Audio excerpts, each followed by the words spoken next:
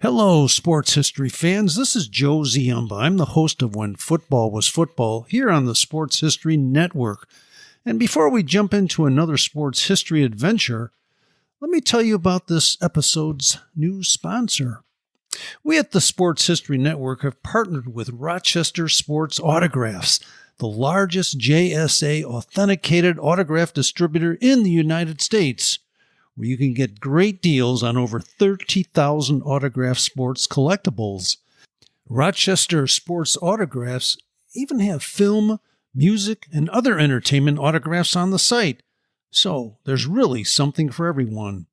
Perhaps you're looking for a gift for Mother's Day already, or Father's Day. Heck, who needs a holiday as an excuse to give a piece of sports history to your loved ones? Or how about a gift for yourself? Today seems like a great day to add to your sports cave, right? But how is RSA able to offer such great deals on JSA authentication, you ask? Well, they do this by making deals directly with athletes, so there are no extra markups, and they choose to pass the savings on to the customer. All orders from Rochester Sports Autographs are top quality and shipped to your door with top authentication and a money-back guarantee. And to make sure RSA knows the Sports History Network sent you, we created a special link for you. All you have to do is head to the following: shoprsa.com/SHN. That's shoprsa.com/SHN to get your piece of sports history today.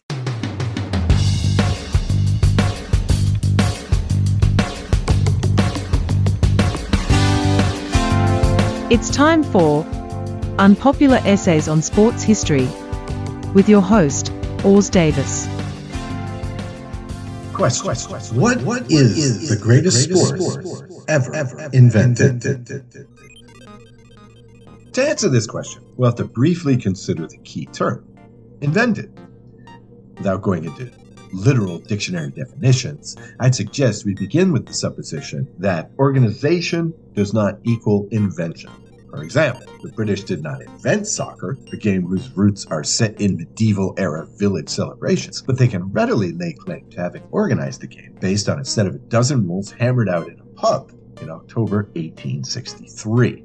I would also disallow, for purposes of keeping to a time limit, any sport that represents an evolutionary step from an existing sport. The rules for Gaelic football, for example, were drawn up by Michael Cusack, future co-founder of the Gaelic Athletic Association, in January 1885. But this quote-unquote new sport was explicitly a response to British colonialism in an effort to create a specifically Irish sport. So, we can immediately eliminate from contention all spin-offs of proto-football, striking rugby, North American gridiron football, and Aussie rules football, along with soccer and Gaelic football. You're all cut. As the previous episode of Unpopular Essays on Sports History detailed, baseball evolved from rounders, which in itself was already being played and being called baseball by the 1740s. Cut. Cricket, with one of the longest continuous histories of any major international sport, was already played in the 1590s. Cut. All modern-day bat and ball games? You're all cut.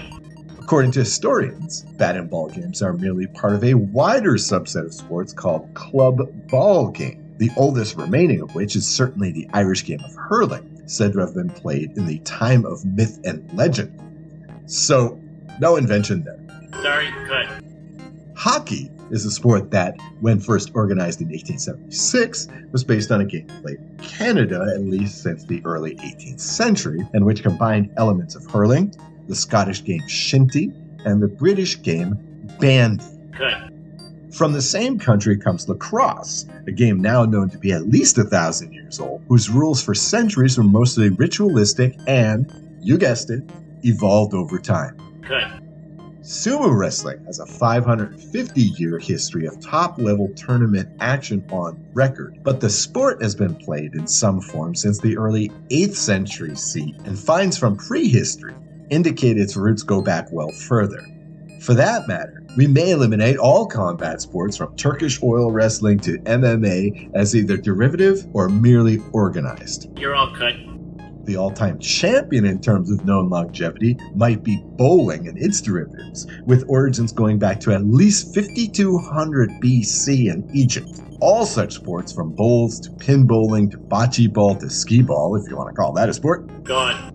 Golf was first organized in Scotland in the 1670s, and similar progenitor games appear to have evolved independently in ancient Rome, China, and Persia.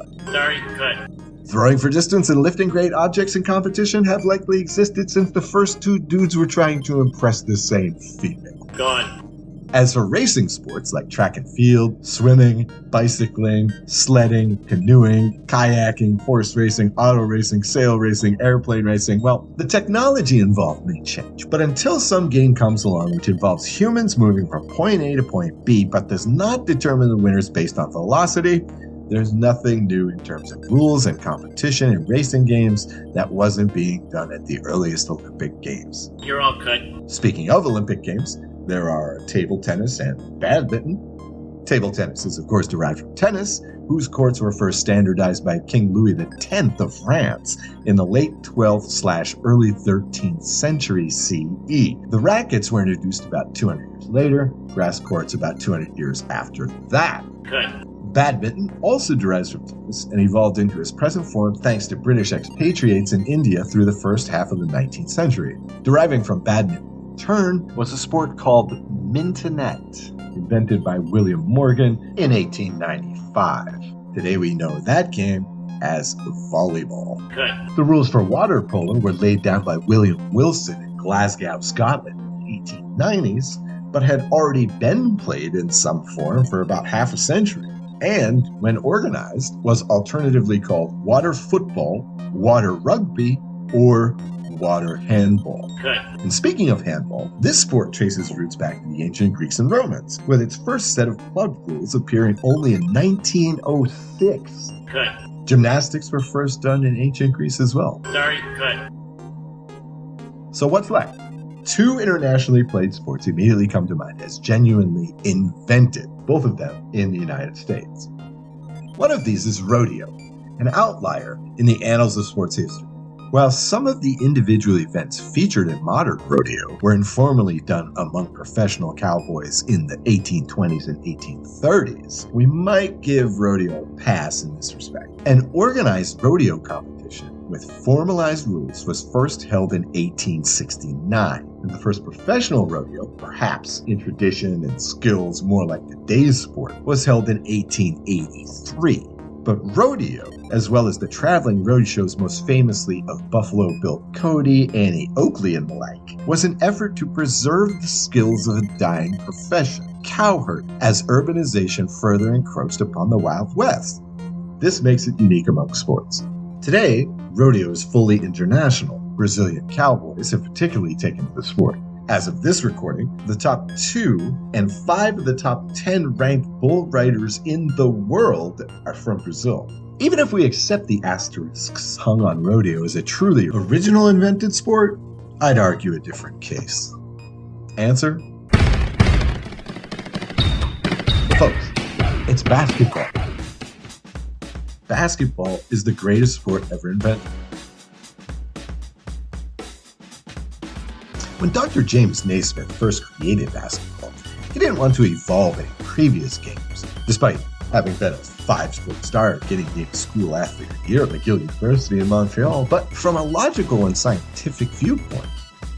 According to the lecture series / audiobook Sports and American History by Matthew Andrews, the first question for Naismith was how to work within the constraints of a hardwood floored gym, as this new game was to be played inside in the winter. Once he decided to create a ball game, what size of ball should he use? Games with a smaller size of ball tended to be club and ball games, which required more equipment. What about the goal? Naismith's game required players to throw the ball up and into, rather than at and into, a ground-based goal. Contact or no contact? If no contact, how would we advance the ball?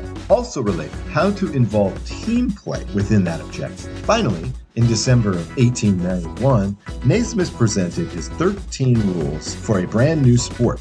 And that brand new sport was played for the first time ever, organized or not, on the 21st. That's an invented sport.